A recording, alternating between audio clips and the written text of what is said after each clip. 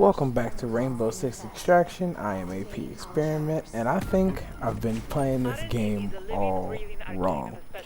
I've been trying to do the matchmaking according to where I want it to be or what I wanted to do, but apparently the just join matchmaking that you see at the very beginning of the menu is the best way to find teammates. It's the fastest, it has the smallest wait time, and I'm not gonna lie, I actually enjoying just playing the game that way. And maybe it's just because I really overall enjoy the game. Like even in this one, I had two guys who had level 1 operators. So I'm pretty sure I was playing with brand new, fresh out the box players who probably either just picked up the game or just finished grinding a different operator and literally just brought this operator out. So me, I'm on my level 10 operator as I said, my whole if you've seen my videos, my whole roster is already level 10, so I'm working on those prestige levels. And I was in this was moderate on New York, so it was just people playing. Basically, they're probably were queuing up either in the joint matchmaking like I was, or they were queuing up in New York because that's all they have. And I ended up filling up their third spot.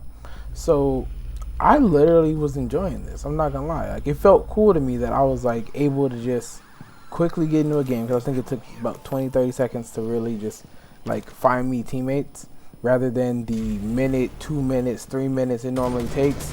And since I knew that they were probably newer players because we were in New York and at police station, I was like, okay, I already know how they're gonna kind of play because they don't understand certain things. Like even when I walked into this objective, I knew that when you hit one of Baron Nest, the entire thing starts. But I knew that they wouldn't know that, so I made sure to clear the aberrant nest and the two storm spikers in the very back, and I just handled that first. Made sure to watch the back because that's what I knew the enemies would be coming from, just because I have that IQ from hours of playing. So it was really fun. Right after this, I think I loaded up. I did the joint matchmaking again. And I got a damn critical where I'm in Truth or Consequences doing my studies because I haven't finished the studies in Truth or Consequences yet. So I was like, this is kind of cool. This might actually be the best way to do it, like the best matchmaking option. Obviously, Maelstrom is the preferred mode, and people really like that, and that's what a lot of the content seems to be circled around. But I might be doing this more often than actually doing my solo runs, because if you watch the channel, I have a ton of solo runs where I'm basically just bettering my skill by doing doing whole incursions by myself on critical. I've been basically doing critical. I've been basically full sending critical since I maxed out my roster, just because I wanted that extra challenge for myself and I wanted to be able to like really just hone my skills that way.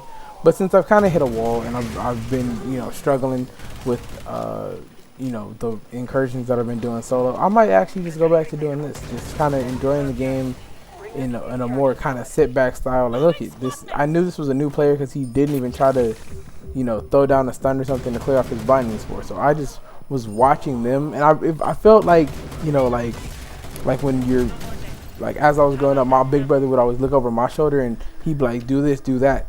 That's what I felt like in this incursion. I was like, okay, so you're not gonna know this, you're not gonna know that, but I'm gonna be able to, without even saying anything, watch out for specific things I know are coming.